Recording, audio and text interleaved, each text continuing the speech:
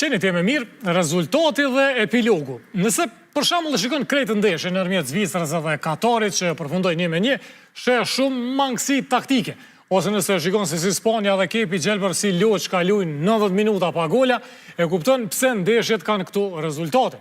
Por nëse jemi Herakli i X-it, për ty është interesant veç epilogu, atëherë ka ndalë 7 X-a deri sash, bile edhe nëse ma shumë të pëlqejnë X-at si ajo Holandës me Japonin 2-2. Nëse, për shembull i përcjell zgjedhjet në Kosovë, nga dita e zgjedhjeve deri sot ka pas shumë analiza se ka shkuar votat e vetëvendosjes, pse ka ma pak vota në kuti dhe sa është rënja e vërtet e vetëvendosjes në PTK-s e sa është ngritja e vërtet e LDK-s dhe AAK-s. Por nëse ki shku në detin qershor, edhe tash ki nismi lexu rezultatet, e shes që vetëvendosja i ka 53 deputet mund t'i marrë, ka gjasa t'i marrë 54 deputet në maks, ka rënje prej 4 deputetve. Edhe nëse ata i humbin 3 ose 4 deputet, Kosova i ka humb 2 vjet. A mundet edhe mazi, a mundet me i humb 3 vjet? Çto ju pretësha. Që për shembull situata aktuale, pyetja e krejt pyetjeve është a ma herët, a ma vonë votohet presidenti apo qeveria. Për këtë punë ka gjykim të gjykatës kushtetuese dhe moti ka fol njëri për kac. Tash t'ju them unë kjo që unë e them nuk është mendim i imi, por është normë. Është rregull kushtetues. Aktgjykimi i fundit i gjykatës kushtetuese, paragrafi 162. 162.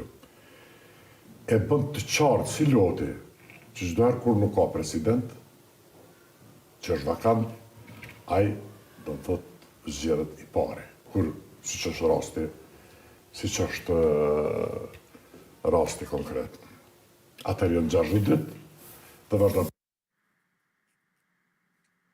Aktgjykimi i cilit Enver Hasani po i referohet është i datës 25 mars, edhe në të është një paragraf, 162, brenda atij paragrafi, thuhet se procedura për zgjedhjen e presidentit duhet të fillojë nga dita e konstituimit të kuvendit dhe të përfundojë më së largu brenda 60 ditëve. Duket të thjeshta, apo jo? Ç'a thot kryeministri në detyrë për këtë temë? Të presim këto ditë, nuk e di a do të ketë ankesa, bëhet certifikimi dhe natyrisht që ne jemi të interesuar që pa humbur kohë të hymë në fazën e ardhshme, që është konstituimi i institucioneve të legjislaturës 11, sa më shpejt aq më mirë, por natyrisht ju e dini që për çështjen e presidentit, zgjedhjes së presidentit ose presidentes, ne këtë nuk mund ta bëjmë vetëm, për shkak se nevojitën 80 veta aty në sallë, në quorum. Ç'a thot për këtë punë UD presidentja? Që të konstituohet Kuvendi Republikës Kosovës. Në momentin që do të konstituohet Kuvendi Republikës Kosovës do votohet qeveria dhe vendimi i gjykatës kushtetuese ka thënë që i kemi 60 ditë nga konstituimi për të zgjedhur presidentin e vendit. Pra është cikël i njëjtë. Edhe tash e di çka keni me mendu, që vetëvendosja është ka shkon sërish kundraj kushtetutës, çka thonë edhe përfaqësuesit e opozitës për po të njëjtën temë. Disa thonë që jo presidenti, disa thonë se qeveria, mirë po në kushtetutë specifikohet kogja qartë që pas që të konstituohet kuvendi, me njëherë zgjedhet qeveria. Me njëherë zgjedhet qeveria. Prandaj mendoj që kuvendi do të konstituohet.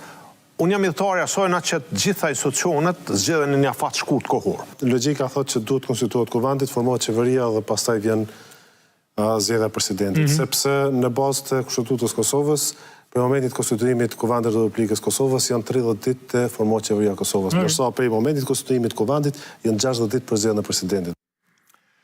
Pra, partitë në shumës, jo veç e para, kanë pohu në studio që ma parë votohet qeveria se sa presidenti.